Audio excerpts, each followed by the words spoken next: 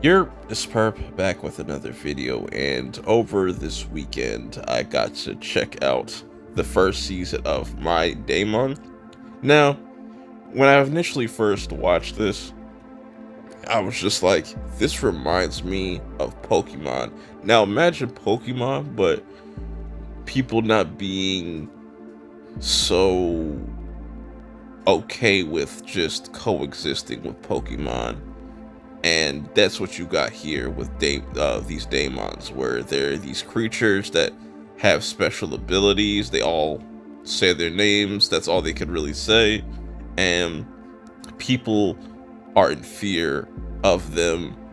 You know, people are quick to snitch on you if you have a daemon. And that's essentially like the world that you get introduced to with this show. So the story is about Kento and Anna. Kento being this kid that, you know, at a very young age, he has this like obsession with daemons. He loves daemons. He thinks they're all unique and special.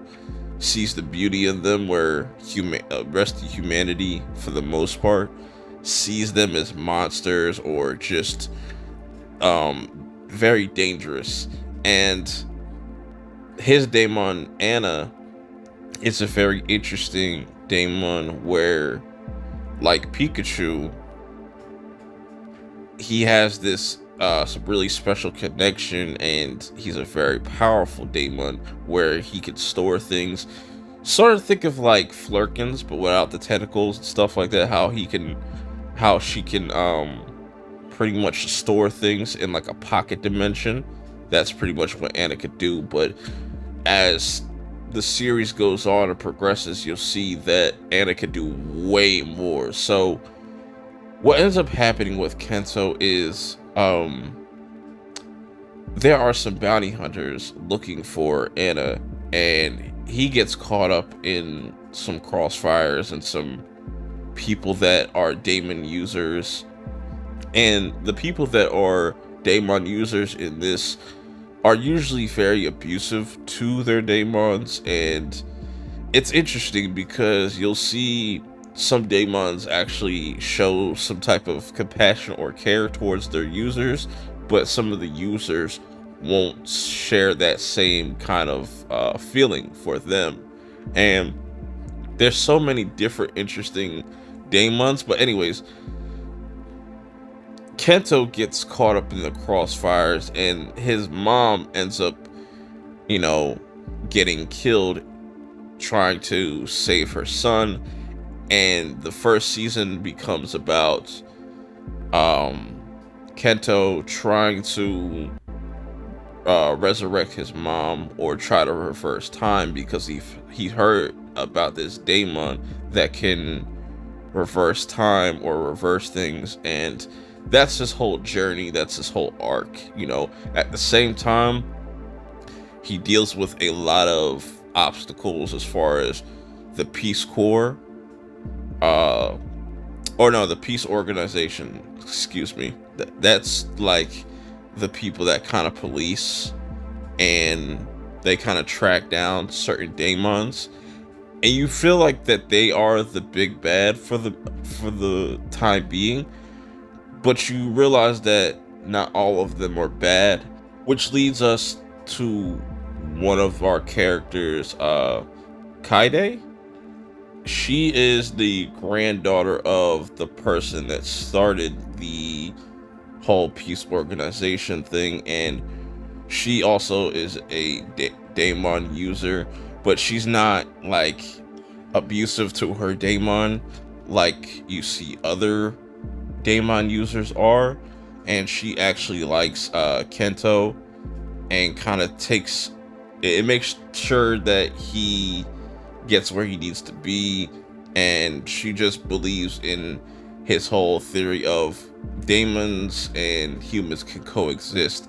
And that's a really interesting character, because with him losing his mom, he definitely needs some companions along the way, and he definitely meets a lot of different characters throughout this series. Some characters kind of have to kind of come around to the idea and kind of just see how he's moving to kind of get behind what he's trying to do.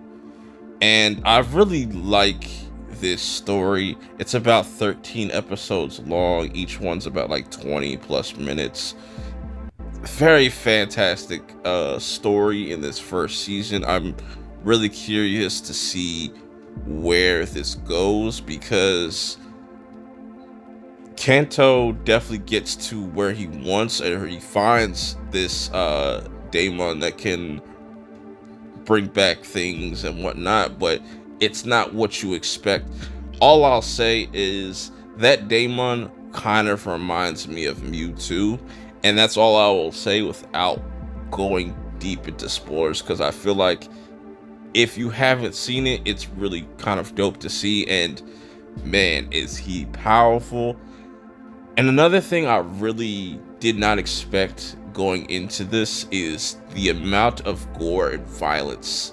You know, everybody's on the table. It doesn't matter if you're a Daemon, women, children, men, it don't matter. Like, the brutality, the violence is just excellent. It's excellent, and it's devastating at the same time, because you have all these emotional things happening with these characters, and it's like, man, I need them to get a win. So I appreciate them really going crazy with the violence, because there's some things that some Daemons do to humans that's just insane. I was like, wow, that's lit. The art style, I was kind of iffy on, because I'm not the biggest fan of like 3D animation. And after watching it, I don't hate it. I don't hate it at all. I do prefer if they were to do like a 3D, like a 2D, but with like 3D effects or something like that. I'd have been cool with that.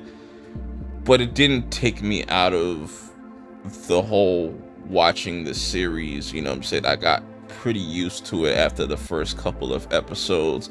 It's just sometimes when action scenes were going on, it didn't really vibe with me.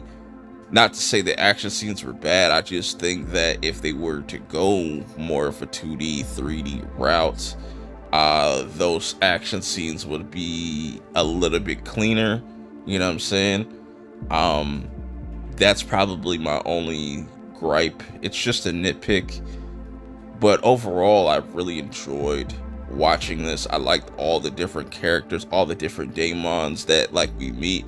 You got a Daemon named Casper that he can turn anything into invisible. You got one that's like a shield but can break up into multiple things. You got one that's just hell-bent on just killing humans, and there's a lot of things that they left open as well. Now I'm thinking about it, that certain Daemons might pop back up in the season 2, and I would be curious to see if there's other Daemon users. And there's one thing I did forget to mention, that there's these things called Daemon particles, that, you know, that's where you see the scar on Kento's face, where essentially what those particles are just essentially Daemons trying to hatch or getting ready to hatch at any moment. So say if like you had a Daemon particle in your brain, that's where the thing is going to hatch from. You know, and it's very violent. It's almost like some alien shit, like with the alien coming out of the chest. So if it's in your heart, it's going to come out your heart. If it's on your leg, it's going to come out your leg. If it's on your, like, you know, stomach, it's going to come out your stomach. So that goes into some really interesting things. But yeah, I would definitely recommend checking this series out if you haven't already. If you have, let me know your thoughts of it. What are some of your favorite moments? Who's your favorite Daemon? Leave your thoughts in the comments below. But until next time, I will see y'all in the next one. Peace.